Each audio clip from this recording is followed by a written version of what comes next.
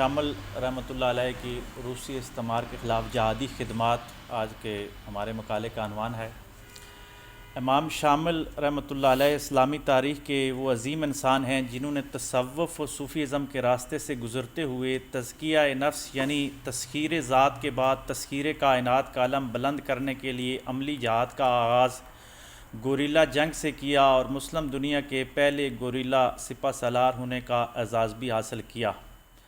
آپ کی پیدائش 1796 عیسوی میں داغستان کی برفانی چوٹیوں والے اونچے پہاڑوں میں گری چٹانی قلعہ نما آبادی میں ہوا۔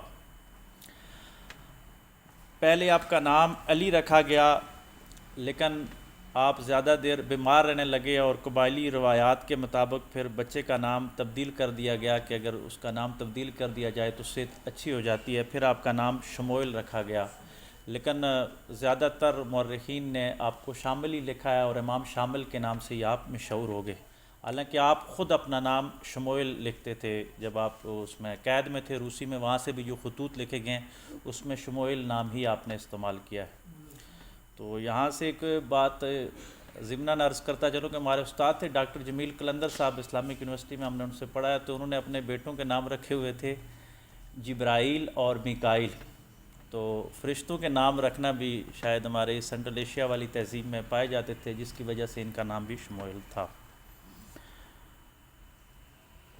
آپ کے والد ایک دیندار اور معزز انسان تھے اور والدہ بھی مسلم فاتحین کے قبیلہ غازی غمو کے حکمران خاندان سے تعلق رکھتی تھی، تاہم شامل اپنی خاندانی نسبت سے بلند تر تھے اور وہ نپولین کی طرح کہہ سکتے تھے کہ میرا خاندانی شرف مجھ سے شروع ہوتا ہے، لیکن وہ ایسا نہیں کہتے تھے بلکہ وہ اپنا تعارف اور اپنا فخر اسلام اور مسلمان سے جوڑتے تھے۔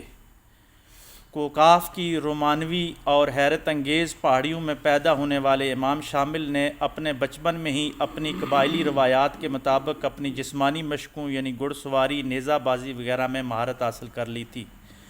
پھر مذہب کی طرف آپ کا بچپن سے ہی لگاؤ تھا، کیونکہ آپ کا گھرانہ نقشبندی صوفیاء کی تربیت میں رنگا ہوا تھا، لہٰذا آپ نے 9 عمری میں ہی نقشبندی سلسلہ کے بزرگ شیخ جمال الدین رحمۃ اللہ علیہ کی بیعت کر کے سلسلہ نقشبندیہ میں سلوک و باطن کی منازل طے کرنا شروع کر دی۔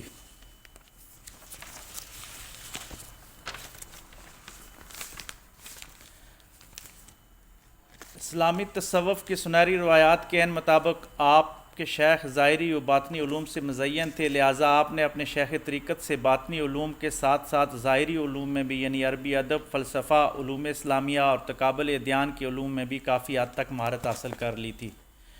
اپنے مرشد کی صحبت میں جوانی کی عمر تک پہنچے تو داغستان کے ایک مشہور سرجن عبدالعزیز کی بیٹی فاطمہ سے آپ کا نکاح ہوا۔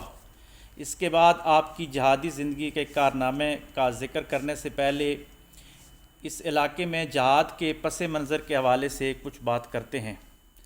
اس وقت روس دنیا میں سپر پاور تھا اور یہ اپنے طاغوتی شکنجے مزید وسیع اور مستحکم کرنے کے لیے بحیرہ کیپسین اور بحیرہ اسود کے درمیان ایک محدود مگر دشوار گزار بلند و بالا پہاڑیوں کے خطۂ زمین پر قبضہ کر کے مشرق وسطیٰ کے مسلم علاقوں سے ہو کر خلیج فارس کے پانیوں تک آنا چاہتا تھا۔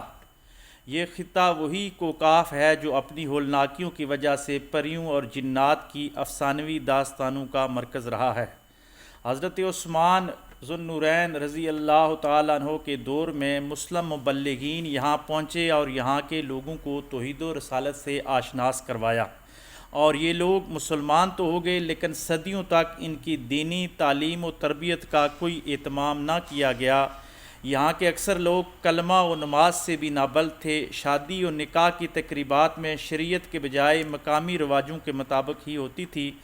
18ویں صدی میں نقشبندی صوفیاء نے یہاں کے مسلمانوں کی دینی تعلیم و تربیت کا باقاعدہ اہتمام شروع کیا، اور ہمارے لیے یہ اعزاز کی بات ہے کہ یہ نقشبندی سلسلہ کی جس شاخ نے اسلامی فلاحی ریاست کے جھنڈے گاڑے وہ ہمارے خطے یعنی بر صغیر کے اسلامی نور سے ہی منور ہے۔ 19ویں صدی کے نصف اول میں یورپی طاغوتی جاریت کے خلاف 2 عظیم جہادی مزاحمت کی تحریکوں کا تعلق اسی نقشبندی سلسلے سے ہے، جس کی جڑیں بر صغیر کے مٹی سے جا کر ملتی ہیں۔ ان میں ایک تحریک الجزائر میں امیر عبد القادر رحمۃ اللہ علیہ کی فرانس کے خلاف ہے، اور دوسری امام شامل رحمۃ اللہ علیہ کی روس کے خلاف ہے۔ ان کا روحانی سلسلہ حضرت ضیاء الدین خالد کردی رحمۃ اللہ علیہ سے جا کر ملتا ہے، اور ضیاء الدین خالد کردی رحمۃ اللہ علیہ حضرت شاہ غلام علی دہلوی رحمۃ اللہ علیہ کے مرید تھے۔ یہ ان کا مزار دہلی میں ہے، اور شاہ غلام علی دہلوی حضرت مرزا مظہر جان جانا رحمۃ اللہ علیہ کے مرید تھے، اور یوں یہ سلسلہ امام ربانی مجدد الف ثانی سے جا کے ملتا ہے، جو بر صغیر میں امام ربانی مجدد الف ثانی سے جا کر ملتا ہے۔ یہ وہی امام ربانی مجدد الف ثانی ہیں جنہوں نے ہندوستان میں اکبر کے طاغوتی نظام کے خلاف عملی جدوجہد کر کے بر صغیر میں دو قومی نظریہ کی باقاعدہ بنیاد رکھی تھی۔ یعنی ہمیں اس پہ فخر کرنا چاہیے کہ یہ تحریکوں کا الجزائر میں جو فرانس کے خلاف ہوئی اور یہاں جو روس کے خلاف ہوئی، تو اس کی بنیادیں بر صغیر کے مسلمانوں نے فراہم کی۔ نقشبندی صوفیاء نے جب یہاں دینی تعلیم و تربیت کے ساتھ شریعت کے نور سے ایک منور معاشرہ تشکیل دینا شروع کیا، تو روسی حکومت نے اس کے خلاف باقاعدہ مزاحمت شروع کی۔ وہ شریعت اسلامی کو روسی آئین کے مقابلے میں ایک متوازی آئین سمجھتے تھے، لہٰذا انہوں نے صوفی مبلغین کو شہید کرنا شروع کر دیا، شریعت کی پابندی کو ممنوع قرار دیا، دیہاتوں کی تباہی، مساجد کا انہدام اور لوٹ مار اور عورتوں کی بے حرمتی کو باقاعدہ پالیسی بنا لیا گیا۔ انہوں نے اہل کاف کو خوفزدہ کر کے دین اسلام سے دور رکھنے کی ہر ممکن کوشش شروع کر دی۔ کاف کے نقشبندی مشائخ نے بہت کوششیں کی کہ روس کے خلاف مسلح جدوجہد کی نوبت نہ آئے اور انہیں پرامن ماحول میں تبلیغ و اصلاح کا موقع ملے۔ امام شامل کے مرشد شیخ جمال الدین آخر وقت تک مسلح مذمت کی مخالفت کرتے رہے۔ ان کا خیال تھا کہ پہلے لوگوں کو صحیح مسلمان اور پابند شریعت بنایا جائے، اس کے بعد جہاد شروع کیا جائے، مگر صوفیاء کی اکثریت روسی مظالم اور باقاعدہ عورتوں کی بے حرمتی برداشت نہ کر سکی، اور عملی طور پر جہاد کے ذریعے وقت کے طاغوت سے یہ تحریک ٹکرا گئی۔ 1829 میں یہ جہاد شروع ہوا۔ یہ وہ دور تھا جب یورپی طاقتیں دنیا کے مختلف حصوں میں اپنی کالونیاں قائم کرنے، وسائل پر قبضہ کرنے اور اقتدار حاصل کرنے کی دوڑ میں شامل تھی۔ نئی دنیا یعنی شمالی و وسطی اور جنوبی امریکہ ان کے زید میں تھا۔ جنوبی ایشیا میں انگریز، فرانسیسی اور پرتگیزی اپنے قدم جمانے میں کوشاں تھے۔ شمالی افریقہ بھی ان کی دسترس میں تھا۔ روس سمندر کے گرم پانیوں تک براہ راست رسائی نہ ہونے کی وجہ سے اس دوڑ میں پیچھے تھا۔ ترکی کی خلافت کو نیچا دکھا کر بحیرہ روم تک رسائی میں حریف یورپی طاقتیں بالخصوص انگریز بھی اس کی راہ میں حائل تھے۔ چنانچہ روس کاف کے علاقہ کو زیر نگین کر کے ایران اور عراق کے راستے بحیرہ عرب تک پہنچنے کی کوشش کرنے لگا۔ یہ راستہ وسط ایشیا، افغانستان کے مقابلے میں ماسکو کے زیادہ قریب تھا۔ اس غرض سے کاف میں انہوں نے اپنی کارروائیاں تیز کر دی۔ ایسے میں شیخ ضیاء الدین کردی رحمۃ اللہ علیہ، جو ایک بیدار مغز انسان تھے اور عظیم صوفی تھے، آپ نے تمام مسالک کے علماء و مشائخ کو ایک پلیٹ فارم پر جمع کر کے عالم اسلام کو بیرونی حملوں اور اندرونی اختلافات کو ختم کرنے کی کوششیں شروع کی، مگر فروعی تنازعات کی وجہ سے اور انا کی وجہ سے یہ اتحاد ممکن نہ ہو سکا۔ اس کے بعد نقشبندی مشائخ نے خود ہی حتی المقدور اس فریضہ کو سر انجام دینے کی کوششیں شروع کر دی، اور مریدین کی یہ تحریک مشہور ہوئی۔ 1928 اور 1929 میں سالانہ حج کے موقع پر امام شامل رحمۃ اللہ علیہ اور الجزائر کے امیر عبد القادر، جو کہ دونوں پیر بھائی تھے، حج پر جمع ہو کر مستقبل کی منصوبہ بندی کی، اور پھر 1834 میں امیر عبد القادر نے الجزائر پر فرانسیسی حملے کے خلاف جہاد شروع کر دیا، اور ادھر داغستان میں اسی سال امام شامل رحمۃ اللہ علیہ نے بھی ظاہری و باطنی خلافت سے مزین ہو کر امام کے منصب پر فائز ہوئے۔ آپ سے پہلے امام غازی محمد کو روسی فوج نے شہید کر دیا تھا۔ جملہ شورا اور نقشبندی مریدین کی تحریک نے امام شامل کو اپنا امام منتخب کیا۔ نقشبندی مشائخ کے اجتماع میں آپ نے امیر بننے سے انکار کر دیا، مگر مشائخ نے رو رو کر آپ کو اس بات پر قائل کیا کہ اس وقت سب سے زیادہ تقویٰ دار آپ ہی ہیں اور آپ ہی ہمارے امام مقرر ہوں گے۔ روس جو آئے دن مسلم دیہاتوں پر قبضہ کر رہا تھا، اب امام نے باقاعدہ گوریلا جنگ شروع کر کے اس کا مقابلہ شروع کر دیا۔ داغستان کا پہاڑی علاقہ بہت دشوار گزار تھا اور روس کی فوج ان سخت علاقوں سے آشنا نہ تھی، لیکن روسی جرنیل نے حکم دیا تھا کہ جہاں تک ایک کتا جا سکتا ہے وہاں تک روسی فوجی بھی جا سکتا ہے، یعنی روسی فوجیوں کو زبردستی اس مشن میں دھکیلا گیا۔ وہ پہاڑی علاقوں سے اس طرح آشنا نہیں تھے، داغستان کی پہاڑیوں سے۔ امیر بننے کے بعد شروع میں امام کی طاقت بہت کمزور تھی، ایک طرف روس جیسی عظیم طاقت کی مخالفت اور دوسری طرف روس نے مقامی علاقوں پر قبائلی تعصبات اور فرقہ واریت کو ہوا دے کر آپ کے خلاف سازشوں کا جال بچھا دیا۔ یعنی یہ طاغوت کی ہمیشہ کوشش رہی ہے کہ قبائلی تعصبات اور مذہبی جو منافرت ہے، فرقہ بازی، یہ پھیلا کر اپنے جو مشن کو ہوا دینے کی کوشش کرتے ہیں۔ امام شامل نے شراب پر سختی سے پابندی لگائی تو مقامی لوگ جو انگور کے رس سے شراب بنا کر بیچتے تھے، ان کا مالی نقصان ہوا تو وہ بھی آپ کے خلاف ہو گئے۔ لیکن مریدین کی اس تحریک نے جلد ہی گوریلا کارروائیوں سے مخالفین کو قابو کر لیا، تاہم امام نے ابتدا میں روس سے ایک معاہدہ کر لیا جس کی صرف 2 شرائط تھی۔ یعنی پہلا معاہدہ جو ہوا وہ یہ ہوا کہ امام شامل نے عہد کیا کہ وہ روسی مقبوضہ علاقوں میں کارروائیاں نہیں کریں گے اور دوسروں کو کارروائیاں کرنے سے روکیں گے، لیکن روس نے آخر یہ معاہدہ آپ کے ساتھ کیا کہ آپ ہماری جو سلطنت ہے اس میں مداخلت نہ کریں، ہم آپ کے علاقوں میں مداخلت نہیں کریں گے۔ پہاڑوں میں بھی وہ دوسروں کے خلاف جنگ میں پہل نہیں کریں گے بشرطے کہ نفاذ شریعت میں لوگ حائل نہ ہوں۔ یعنی امام شامل کا مقصد یہ تھا کہ ہم اپنی دیہاتوں میں جہاں شریعت نافذ ہے وہ روس وہاں پہ مداخلت نہ کرے تو ہم اس پہ حملہ نہیں کریں گے، یہ معاہدہ ہو گیا۔ اور یہ بھی سمجھیے کہ حضور علیہ الصلوۃ والسلام نے جس طرح ان کے ساتھ ایک معاہدہ کیا تھا کہ میثاق مدینہ ہوا تھا کہ انہوں نے باقاعدہ تسلیم تو کیا تھا، تو یوں ابتدائی کامیابی یہ ہوئی کہ روس نے امام شامل کو ایک ریاست تسلیم تو کر لیا کہ ان کے ساتھ تبھی معاہدہ ہوا کہ آپ کا علاقہ ہے، ہم آپ کو چھیڑیں گے نہیں۔ اس معاہدہ کے بعد امام کو وقت ملا تو اس نے داغستان میں اپنی ریاست کو مضبوط کیا، عربی زبان اور رسم الخط کو فروغ دیا، محصولات کی آمدنی زیادہ ہوئی، امن بحال ہوا۔ معاہدہ کی وجہ سے روس نے باقاعدہ امام شامل کی حکومت کو تسلیم کر لینے کے مترادف سمجھا جانے لگا، تمام قبائل سرنگوں ہو گئے، رواج پر شریعت غالب آ گئی اور داغستان اور چیچنیا کا بڑا حصہ مسلم حکومت کا حصہ بن گیا۔ ریاست میں وفاقی کابینہ کو دیوان کا نام دیا گیا، عدلیہ میں قاضی مقرر کیے گئے، سب سے بڑھ کر فوج کو منظم کیا گیا، اسلحہ کا باقاعدہ اپنا کارخانہ لگایا گیا۔ امام شامل نے 1842 میں توپ خانے کی باقاعدہ بنیاد رکھی، مواصلات کے نظام کو بہتر بنایا گیا، برف پوش پہاڑوں میں ڈاک کا بہترین انتظام کیا گیا، مالیات کا محکمہ بنایا گیا، زکوٰۃ، خمس و عشر کو رائج کیا گیا اور یوں بہت جلد ایک خوشحال پہاڑی اسلامی ریاست بن گئی۔ ایسے حالات میں سفارتی سطح پر روس نے خاموش ڈپلومیسی کے ذریعے اس ریاست کو ناکام کرنے کی کوششیں شروع کر دی۔ مثلاً آذربائیجان کے شیعہ حکمرانوں کو ان کے خلاف اکسایا کہ شامل کی نئی ریاست آپ کے لیے خطرہ ہے۔ داغستان کے قدیم شاہی خاندان کو خاندانی تفاخر میں مبتلا کر کے امام کے خلاف لا کر کھڑا کر دیا۔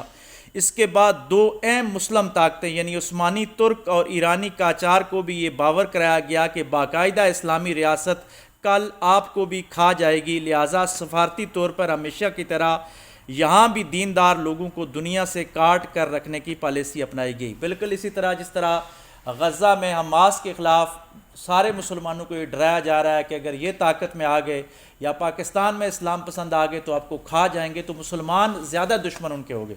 تو یہاں بھی امام شامل کے خلاف ارد گرد کے جتنے بھی مسلمان نام نہاد ریاستیں تھیں وہ ساری آپ کے خلاف ہو گئی۔ جس طرح آج کل ایران اور غزہ کے ساتھ ہو رہا ہے، ایک سفارتی تنہا کرنے کے بعد روس نے امام شامل کے ساتھ اپنا عہد و معاہدہ توڑ دیا، یعنی پہلے اپنی سفارتی ڈپلومیسی بنائی اور پھر معاہدہ توڑ کے مسلم دیہاتوں پر دوبارہ حملے شروع کر دیے اور آخرکار امام شامل کو روس کا مکمل مطیع ہو کر زندگی گزارنے اور شریعت کو ختم کرنے کی اور روسی آئین کے مطابق زندگی گزارنے کی باقاعدہ حکم دے دیا گیا، ورنہ حملے کی دھمکی دی گئی۔ ساتھ ساتھ عوام میں غدار ڈھونڈنے کی بھی کوشش کی گئی۔ ایک عالم دین کو خرید کر اس کو اپنی طرف سے داغستان کا مفتی اعظم مقرر کر دیا گیا، جو روسی حکومت کے حق میں ہر طرح کے فتوے جاری کرنے لگ گیا۔ ایسے میں امام شامل نے روسی بدعہدی کو عوامی سطح پر اجاگر کیا اور مسلم قبائل کو جوش و خروش دلا کر جہاد کے لیے باقاعدہ تیار کیا۔ ادھر روسیوں نے مرید کو ختم کرنے کے لیے ان کے مرکز اشلاتا کو تباہ کرنے کا مکمل منصوبہ بنایا۔ 10 جون 1837 کو روسی فوج باقاعدہ داغستان میں داخل ہونا شروع ہو گئی۔ امام کی فوج نے مزاحمت کی کافی حد تک جواب دینے کی کوشش کی، لیکن جدید اسلحہ نہ ہونے کی وجہ سے امام نے پھر سے گوریلا جنگ کو ہی فوقیت دی اور اپنی فصلوں کو خود ہی آگ لگا دی۔ گھروں کو کھلا چھوڑ کر امام کی فوج پہاڑوں میں چھپ گئی، یعنی ان کو آنے دیا گیا کہ آپ داخل ہو جائیں۔ ان کی فوج پہاڑوں میں چلی گئی کہ ایک دفعہ یہ داخل ہو جائیں پھر ان کا مقابلہ کرتے ہیں۔ یوں روس نے ان کے مرکز پر قبضہ حاصل کر لیا، لیکن پہاڑوں پر پہنچ کر گوریلا کارروائیاں تیز کر کے اور کچھ موسم کی سختی برداشت نہ کر کے روس کی فوج جلد ہی بھاگ گئی اور امام نے دوبارہ اپنا علاقہ کنٹرول میں لے لیا۔ اب کی بار امام شامل نے خلافت عثمانیہ کے امیر عثمانی ترک سلطان محمود ثانی اور مصر کے محمد علی پاشا کو بھی امداد کا خط لکھا، لیکن سوئے ہوئے بادشاہ بیدار نہ ہوئے۔ یہ وہ وقت تھا جب برصغیر میں سکھ راج کے خلاف جنگ لڑی جا رہی تھی اور ایسٹ انڈیا کمپنی ہمارے ہاں اپنے پنجے مضبوط کر کے گوروں کے اقتدار کی راہ ہموار کر چکی تھی، ورنہ ہو سکتا تھا کہ ہمالیہ کے فرزندان توحید کو کاف کے فرزندان توحید کی نصرت کے لیے ضرور کچھ نہ کچھ کرتے، کیونکہ اس خطے کی زمین نے ہمیشہ اسلامی علم کی بلندی کے لیے انفرادی و اجتماعی طور پر اپنا حصہ ڈالنے کی ہر ممکن کوشش کی۔ تاہم امام شامل، یہاں پہ ایک بات کرنا چاہتا ہوں کہ ہمارے خطے سے ہمیشہ اسلام کے نام پہ دستے نکلتے رہے، چاہے کم ہی نکلیں لیکن مدد کے لیے گئے ضرور ہیں۔ جس طرح ابھی بھی غزہ میں ہماری امداد پہنچ گئی ہے، کشمیر ہو گیا، وہاں ہو گیا، لیکن اس وقت کے حالات ایسے تھے کہ یہاں پہ شاہ اسماعیل اور جو اس کی تحریک تھی سکھوں کے خلاف وہ چل رہی تھی۔ مسلمان برصغیر کے خود اس وقت بڑے مشکل حالات میں تھے، اس لیے یہاں کے لوگوں نے مدد نہیں کی اس طرح، اس تاریخ میں ذکر نہیں ملتا اس کا۔ امام شامل جو ہی تھوڑا مضبوط ہوئے، روس نے پھر سے حملے کرنا شروع کر دیا۔ 18 جون 1839 کو روس نے بڑی فوج داغستان میں داخل کر دی، لیکن مکمل فتح نہ ہوئی۔ آخر 25 جولائی تک 4 دفعہ حملے کیے گئے۔ آخری حملے میں 10,000 سے زیادہ کی فوج نے بمشکل چند سو مجاہدین کی فوج پر حملہ کیا، لیکن جنگلات اور پہاڑ فرزندان توحید کو پناہ دیتے گئے اور روس کو شکست ہوئی۔ تاہم امام کی ریاست ایک گاؤں تک محدود ہو کر رہ گئی اور پھر گاؤں بھی ختم ہو گیا۔ صرف پہاڑوں پر گوریلے نعرہ تکبیر بلند کرتے رہے اور روس کی فوج مکمل ختم نہ کر سکی ان کو، تو انہوں نے کمزور امام شامل کے ساتھ مذاکرات شروع کر دیے۔ جب بالکل ہی کمزور ہو گئے تو پھر مذاکرات کا راستہ انہوں نے اپنایا کہ گوریلا کارروائیوں سے بچنے کے لیے، لیکن اس دفعہ انہوں نے ایک سامراجی بہت بڑی سازش چلی۔ روس نے مذاکرات کی دعوت دی اور امام نے قبول کر دیا، ظاہر کمزور ہو چکے تھے۔ تو ان شرائط میں جو پہلی شرط رکھی گئی کہ امام شامل اپنا بیٹا بطور یرغمال پیش کر دے، یعنی ان کا بیٹا روس کے پاس یرغمالی کے طور پہ رہے گا۔ دوسری شرط یہ رکھی گئی کہ تمام مریدین ہتھیار ڈال دیں، حکومت ان کی جان و مال کا تحفظ اور مالی امداد بھی دے گی جس طرح آج کل ہوتا ہے۔ تمام اسلحہ روسی کمانڈروں کے حوالے کیا جائے، یعنی جمع شدہ اسلحہ جو ہے وہ بھی ان کے حوالے کر دیا جائے اور یہاں پر روسی حکومت کو باقاعدہ تسلیم کر لیا جائے۔ امام شامل نے ان شرائط کو تسلیم کرنے سے انکار کر دیا تو پھر روس نے گوریلوں کے خلاف ایک فیصلہ کن آپریشن کیا، لیکن مکمل طور پر یہ آپریشن بھی ناکام ہو گیا۔ اب روس نے ایک نیا حملہ کیا جو بہت دلچسپ ہے، وہ یہ کہ اب کی بار مذاکرات کا پیغام دیا کہ امام شامل اپنا بیٹا ہمیں یرغمال میں دے دے، ہم داغستان سے چلے جائیں گے۔ یعنی ایک اور اس کو ٹیکنیک یوز کی کہ یہ اپنا بیٹا دے دے، ہم آپ کی ریاست کو کچھ نہیں کہتے، یعنی ایسا ایک یوز کی کہ اگر وہ نہ دیا تو لوگ کہیں گے کہ اپنے بیٹے کو قربان نہیں کرنا چاہ رہا یا ذات اڑے آ رہی۔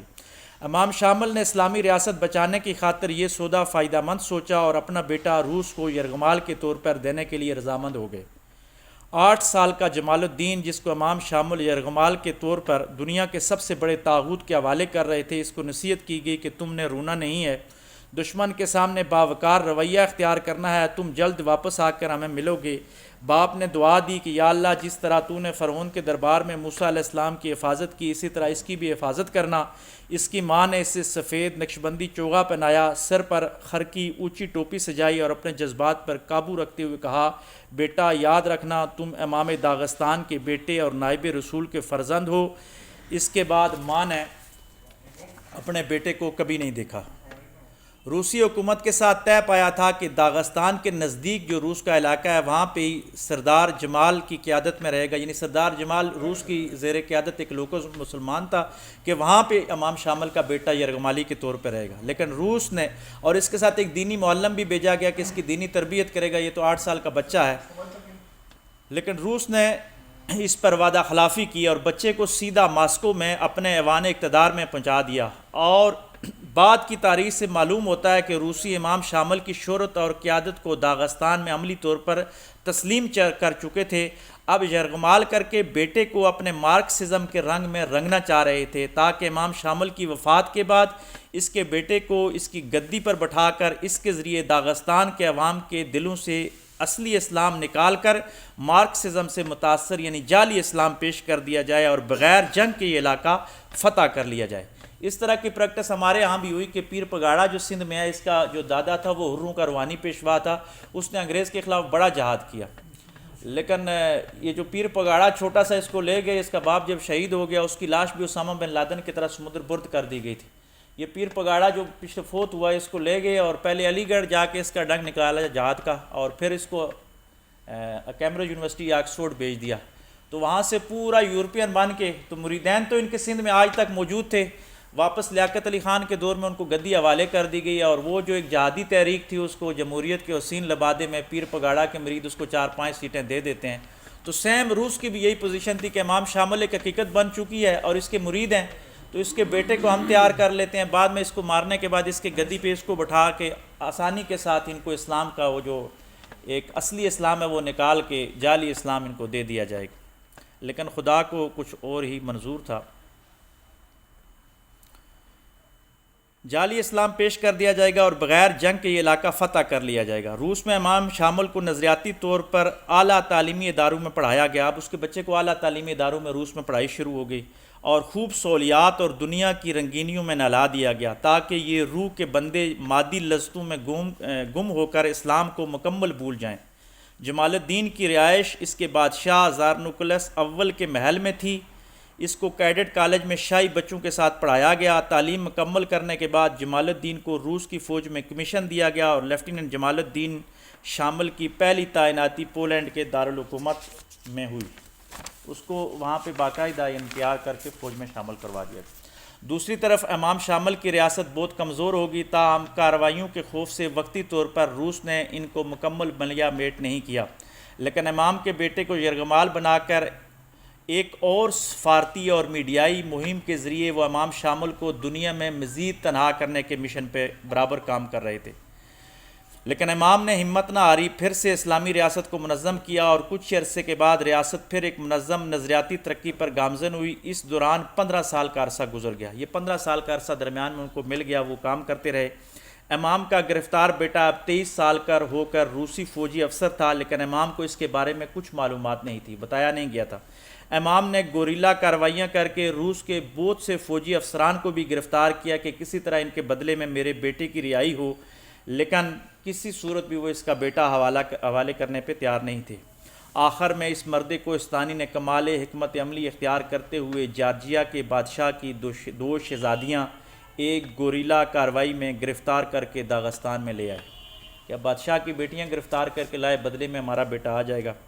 مسلم فوج نے اسلامی اصولوں کے مطابق شہزادیوں کو عزت و حرمت کا بھرپور خیال رکھا، البتہ ان کی رہائی کے بدلے میں امام شامل کی بیٹے کی رہائی کا مطالبہ کیا گیا۔ یہاں پر طاغوت نے ایک اور حربہ آزمایا اور پوری مغربی دنیا اور اسلامی دنیا میں اس وقت کے میڈیا کے ذریعے یہ بتایا گیا کہ امام شامل کی فوج نے شہزادیوں کو اغوا کر کے ان کے ساتھ درندگی کا سلوک کیا وغیرہ وغیرہ۔ یہ پروپیگنڈا اتنا منظم تھا کہ اسلامی دنیا سے امام کے خلاف آوازیں بلند ہونا شروع ہو گئی۔ بدلے میں امام کو صفائی دینے کے لیے میڈیا تک رسائی حاصل نہیں تھی، اس لیے وہ دنیا میں بہت زیادہ بدنام ہوئے۔ یہ آج بھی چل رہا ہے کہ جی اسلام پسند عورتوں کے ساتھ ظلم کرتے ہیں اور ہمیں میڈیا پہ کوریج نہیں ہے۔ طالبان کو بھی کیا کہ ہر اسلامی دور میں یہ ہوتا رہا، تو یہاں پہ بھی ان شہزادیوں کو کچھ نہیں کہا، لیکن ترکی میں بڑی مہم چلائی گئی، ترکی کی پوری خلافت میں اس کے خلاف یہ مہم چلائی گئی، ہندوستان میں مہم چلائی گئی کہ جی یہ تو لوگ اگر چھا گئے تو یہ عورتوں کے ساتھ بڑا ظلم کریں گے۔ یوں پوری دنیا میں ایک فضا ہموار کی گئی۔ البتہ روس کو ہتھیار ڈالنے پڑے، انہوں نے بیٹا نہیں چھوڑا، اور بادشاہ کے بیٹوں کی رہائی کے بدلے میں امام شامل کے بیٹے کو 15 سال کے بعد واپس باپ کے حوالے کیا گیا، یعنی 2 شہزادیاں واپس کی گئی اور امام شامل نے اپنا بیٹا حوالے کیا۔ لیکن 15 سالوں میں یہ نظریاتی طور پر مکمل روسی بن چکا تھا، والدین کا احترام کرتا لیکن ساتھ ساتھ جہاد چھوڑ کر مادی ترقی اور ماسکو کی سڑکوں اور رنگینیوں کا تذکرہ کر کے امام کو روس کی غلامی پر طریقے سے اکساتا نظر آیا۔ امام نے مریدین فوج کا اس پر پہرا بٹھا دیا اور کچھ عرصے کے بعد اس کی طبیعت خراب ہوئی اور فوت ہو گیا، یوں روس کا یہ سرمایہ بھی ڈوب گیا۔ بعض لوگوں نے کہا کہ امام شامل نے خود ہی اپنے بیٹے کو مروا دیا کہ یہ اب مکمل روسی بن چکا ہے، میرے مرنے کے بعد کوئی ایسا کام نہ کر دے، لیکن مسلم مورخین یہ کہتے ہیں کہ اس کی طبیعت خراب ہو گئی تھی، وہ وہاں کی رنگینیاں اور یہاں کا جہادی ماحول، تو بہرحال وہ فوت ہو گیا امام کی زندگی میں، اور یوں روس کا یہ سارا سرمایہ ڈوب گیا۔ داغستان کے ساتھ ساتھ اس عرصے میں امام نے چیچنیا پر بھی اسلامی ریاست قائم کر لی تھی۔ امام شامل کی غیر متوقع کامیابیوں کے بعد روس نے پھر سے ان کو ختم کرنے کی عملی کوششیں شروع کر دی۔ اب کی بار روس نے انسانی تاریخ میں سب سے بڑے انسانی ماحولیاتی حقوق کی پامالی کی۔ اس کی وجہ یہ تھی کہ امام کے گوریلا مجاہد جنگلوں میں چھپ کر ان پر وار کرتے تھے۔ اب روسی فوج جہاں بھی قبضہ کرتی وہاں کے جنگلات کو بھی ساتھ ساتھ کاٹ کر ختم کر رہے تھے۔ آج اگر ایک درخت کاٹا جائے تو یہ کہتے ہیں جی کہ ماحولیاتی آلودگی ہو رہی ہے، اور چیچنیا اور داغستان میں کہتے ہیں کہ کئی مربع میل جنگلات کاٹے گئے صرف اس وجہ سے کہ یہ امام شامل کے فوجی یہاں چھپ کے حملے کرتے ہیں۔ سب ان درختوں کو کاٹ دیا گیا اور اپنی ریاست کی راہ ہموار کی گئی۔ اس کارروائی پر پوری دنیا خاموش رہی۔ یہاں پہ ایک آپ کو واقعہ سناؤں کہ ہمارے علاقے میں پچھلے ایم پی اے تھے راجہ صغیر صاحب، تو وہ بلیکر تھے، ہمارے علاقے سے جنگلات کاٹ کر بیچے، آزاد الیکشن لڑے اور پی ٹی آئی نے ان کو اپنے ساتھ شامل کر لیا تھا۔ سب کا ایجنڈا تو ان کا ایک جیسا ہی ہوتا ہے، تو ان کے بارے میں ہمارے علاقے میں مشہور تھا وہ ہماری زبان میں کہ دسنا ٹالی تک کپنا چیڑ راجہ صغیر یعنی درخت کاٹ کے بیچتے تھے وہ، اور ایم پی اے بن گئے درختوں کی کمائی سے۔ اور ابھی بھی ایک مسلم لیگ نون کا جو ایم پی اے ہمارے علاقے سے بنا ہے، سننے میں آیا ہے کہ وہ بھی جنگلات کاٹ کر بیچتا ہے۔ اب ایسے حالات میں ان سے کیا امید رکھی جا سکتی ہے؟ ایسے میں اس دوران روس نے ترکی کے خلاف 1853 میں حملہ کر دیا اور اتحادیوں نے ترکیوں کا ساتھ دیا، لیکن کامیابی نہ ہو سکی، جس کو جنگ کریمیا شاید کہتے ہیں، اور آخرکار 30 مارچ 1856 کو صلح نامہ پیرس ہو گیا کہ بحر اسود میں تمام ممالک کے جنگی جہازوں کا داخلہ ممنوع ہو گیا۔ اس دفعہ یہ ہوا کہ ترکی پہ جب روس نے حملہ کیا تو امام شامل پیچھے مضبوط ہو گیا، لیکن ترکی کیونکہ اس وقت یورپ کا ایک مرد بیمار تھا، اتحادیوں نے اس کا ساتھ بھی دیا، لیکن ترکی فتح حاصل نہیں کر سکا، معاہدہ ہو گیا۔ لیکن اس جنگ سے فراغت کے بعد روس کو شدت سے احساس ہو گیا کہ کسی بھی بیرونی جنگ کے دوران امام شامل کے گوریلے پورے روس کو تباہ کر سکتے ہیں، لہٰذا معاہدہ پیرس سے فائدہ اٹھاتے ہوئے پوری فوج لگا کر امام شامل کو گرفتار کر لیا جائے۔ اب کی بار جنگل کٹ چکے تھے، پہاڑ صاف تھے، لہٰذا مریدین کی فوج جدید اسلحہ نہ ہونے کی وجہ سے پسپا ہو گئی۔ مکمل پسپائی سے قبل امام نے ترکی کے خلیفہ کو خط لکھا کہ اگر آپ روس پر حملہ کر دیں تو میں چند سال مزید کسی نہ کسی طرح گوریلا جنگ جاری رکھوں اور آپ کے حملے میں آپ کی مدد کر کے روس کو تباہ کر دیں۔ لیکن ترکی اس وقت یورپ کا مکمل مرد بیمار تھا، لہٰذا ادھر سے کوئی جواب نہیں آیا۔ اب امام کے پاس صرف 400 سپاہی رہ گئے تھے، یعنی سکڑتے ہوئے وہ 400 مجاہد رہ گئے۔ امام اب عزت کے ساتھ شہید ہونے جا رہے تھے، لیکن مجلس شورا نے کہا کہ ہماری خواتین روسی فوج آپس میں تقسیم کر لے گی اور یہ بےغیرتی ہم برداشت نہیں کر سکتے۔ قبائلی لوگ تھے، قبائلیوں میں عورتوں کی عزت پہ کوئی کمپرومائز نہیں کیا جا سکتا، لہٰذا ہمیں گرفتاری دے دینی چاہیے اور کمزور سے کمزور معاہدہ کر لینا چاہیے تاکہ مقامی آبادی کو نقصان کم سے کم ہو۔ یعنی بجائے اس کے کہ ہماری عورتوں کا بھی گرفتار کر لیں، صرف 400 لوگ رہ گئے، تو آخر ہتھیار ڈالنے کی نوبت آئی۔ یہ 30 سال تک یہ حکومت قائم رہی، کبھی ایک گاؤں تک رہی اور کبھی چیچنیا اور پورے داغستان میں رہی، لیکن جب پوری دنیا نے ان کا ساتھ چھوڑ دیا، مسلمانوں نے بھی، تو پھر انہوں نے ہتھیار ڈالے۔ ایک روسی مورخ لیزے بلانش نے اس کے ہتھیار ڈالنے کی منظر کشی کچھ یوں کی ہے کہ وہ متعین چہرے کے ساتھ جس پر جذبات کے کوئی آثار نہیں تھے گھوڑے پر سوار ہوئے اور روسی کیمپ کی طرف روانہ ہوئے۔ ان کے عظیم عساکر میں بچے ہوئے صرف 50 مرید، وہ بھی ان کے ساتھ تھے۔ ایک پتھر پر بیٹھا کمانڈر ان چیف روسی کمانڈر ان چیف ان کا انتظار کر رہا تھا۔ آپ کی آمد پر وہ اس کے فوجی کھڑے ہوئے اور تالیاں بجانا شروع کر دی. تو جب تالیاں بجانا شروع کر دی تو مغرب میں جو تالیاں بجائی جاتی ہیں وہ خوشی کے طور پہ یا کسی کو بہادر ثابت کرنے کے لیے بھی بجائی جاتی ہیں، جس طرح کہتے ہیں کہ ٹیپو سلطان کے حوالے سے بھی انہوں نے بجائی تھی. تو امام شامل نے اپنی گھوڑے کو واپس بھگانا شروع کر دیا کہ میں شہید ہونا زیادہ پسند کروں گا، لیکن روسیوں نے اس کو سمجھایا کہ یہ آپ کی بہادری کے اعتراف میں ہو رہا ہے کہ آپ نے دنیا کی ایک سپر پاور کے خلاف 30 سال تک جنگ لڑی. پھر اس نے گھوڑے کو واپس دوسری طرف کیا، فوج کی طرف، اور یوں اپنی تلوار جو ہے کمانڈر ان چیف کے حوالے کر دی، اور اس طرح یہ قیدی بنا لیے گئے. لیکن کمانڈر ان چیف نے کہا کہ ہم آپ کی بہادری کو داد دیتے ہیں کہ آپ 30 سال تک ہمارے ساتھ مسلسل لڑے ہیں. ایک مغربی مفکر جے ایف بانڈے نے خوب کہا کہ امام شامل اس لیے ناکام ہوئے کہ ان کی کامیابی ممکن ہی نہیں تھی. وجہ یہ تھی کہ روس کی حکومت ساری دنیا کے 1/6 حصے پر یعنی چھٹے حصے پر پھیلی ہوئی تھی. گویا اگر ہر سال 1 لاکھ انسان بھی روس جنگ کی بٹی میں جھونک دیتا تو کوئی فرق نہیں پڑتا، اگلے سال اتنے ہی اور آ جاتے. جانی و مالی وسائل سے مالا مال اس طاقت کے مد مقابل نقشبندی مشائخ کے چند درویش 30 سال سے اپنا اسلامی چراغ جلائے کھڑے رہے. آخری 2 سال متواتر خشک سالی، 30 سال کی مستقل جنگ کی تھکاوٹ اور عوام کی سالہ سال سے ناکہ بندی، اور پھر ترکی کی خلافت کی کمزوری اور امت مسلمہ کی اجتماعی بے حسی کی وجہ سے مریدین کو چھوڑ کر عام کوہستانی بھی جذبہ سے عاری ہو گئے. لیکن یہ ممکن نہیں کہ اتنی مخلص و عظیم جدوجہد بے نتیجہ ختم ہو. عسکری ناکامی محض ایک سطحی بات تو ضرور ہے، یہ تحریک اپنے نقوش چھوڑ گئی کہ اب اس نے چچنیا اور داغستان کے پراگندہ قبائل کو اسلام کی لڑی میں پرو کر رکھ دیا، اور آج بھی وہاں اسلام اور مسلمان سر اٹھا کر زندہ ہیں. بلکہ اگر یوں کہا جائے کہ امام شامل کی تحریک کو پاکستان اور افغانستان نے مل کر کامیاب بنایا اور روس سے ساری مسلم ریاستیں آزاد کروائیں گی. آج بھی چیچنیا کی مسلم حکومت میں امام شامل کو ایک قومی رہنما کے طور پر یاد کیا جاتا ہے. ہتھیار ڈالنے کے بعد امام روس کے ہاں نظر بند ہو گئے، اور پھر روسی حکومت نے جب مکمل خطرہ ختم ہو گیا تو ان کو اجازت دے دی کہ آپ حج کرنے کے لیے جا سکتے ہیں. انہوں نے کہا کہ اس وقت ان کی عمر 85 سال ہو چکی تھی، یہ 80 سال کے قریب انہوں نے ہتھیار ڈالے ہیں. 85 سال کی عمر میں حج کرنے کے لیے ان کو اجازت دی. پھر یہ ترکی گئے اور روس سے ہوتے مصر اور ترکی کا دورہ کیا، اور آخر میں حج کرنے چلے گئے. حج کرنے کے بعد مدینہ میں شیخ احمد رفاعی کے گھر میں ٹھہرے ہوئے تھے، اور 4 فروری 1871 کو مدینہ شریف میں ہی شیخ احمد رفاعی کے گھر میں ان کا انتقال ہوا. انتقال کے وقت زبان پر آخری الفاظ اللہ اللہ تھے، اور یوں یہ اپنے خالق حقیقی سے جا ملے اور جنت البقیع میں مدفون ہوئے. ماشاءاللہ بڑی محنت سے آپ نے اپنا تحقیقی مطالعہ مکمل کیا اور عظیم کے سامنے پیش کیا. جتنی بھی تعریف کی جائے کم ہے. اب جو بھی اس مقالے پہ کوئی سوال کرنا چاہے تو سوال کر سکتا ہے، پھر اس کے بعد تبصرہ کرنا چاہیں گے تبصرہ کرنا چاہیں.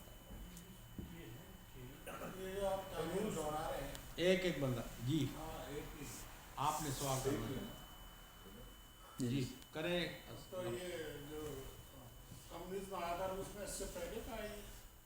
اسی کے دوران کہہ رہے ہیں جی. اس کے کمیونزم کب آیا؟ 1917 نہیں، یہ 1917 سے پہلے کا. یہ زار روس کے ساتھ جی. اس کی مطلب تیاری تو ایٹ لیسٹ وہ ہو رہی تھی نا کسی نہ کسی انداز کے ساتھ، اور روس کی جو بادشاہ تھی وہ تو اسلام کو اپنا خطرہ سمجھ ہی رہی تھی. شمویل کسی فرشتے کا نام اس کے حوالے سے بائبل میں ہے شمول کا بائبل میں ایک صحیفہ ہے. نہیں وہ تو ہے شمویل، ہاں وہ تو ہے، لیکن یہ شمویل کسی فرشتے کا نام ہے یا سائز سر بیٹھے صاحب پلیز کیوں میں نے اسٹڈی کی ہے. جی جی سر بیٹھ کے پلیز سمجھا نہ کریں. سوال ہے یا تبصرہ ہے؟ یہ سوال ہے. جی اس میں لکھا ہوا تھا کہ یہ جب ان کے والد فوت ہوئے تو یہ تیسرے امام منتخب ہوئے. جی تو یہ امامت के बारे बताएं, कोई चल रही थी 3 तक ख़त्म हो गई, आगे इमामत थी या क्या? इनके इमामत जो थी, इमाम उनका अपना जो लक़ब था, वहाँ पे नक्शबंदी मशाइख थे बेसिकली। वाकई ये तीसरे इमाम थे नक्शबंदियों के। ये हिंदुस्तान से इनका सिलसिला गया था। मुजद्दिद अल-फ़सानी रहमतुल्लाह अलैह के शाह, मैंने इब्तिदा में ज़िक्र किया, शाह ग़ुलाम अली देलवी के मुरीद एक थे जो दाग़िस्तान से, उनका नाम इसमें मैंने ज़िक्र किया है, मेरे ज़हन से उतर गया। इब्तिदा में उसका ज़िक्र है कि वो पहले इमाम थे और ये वाकई तीसरे थे, तीसरी नस्ल में जाके। आज़ान सुन लेते हैं।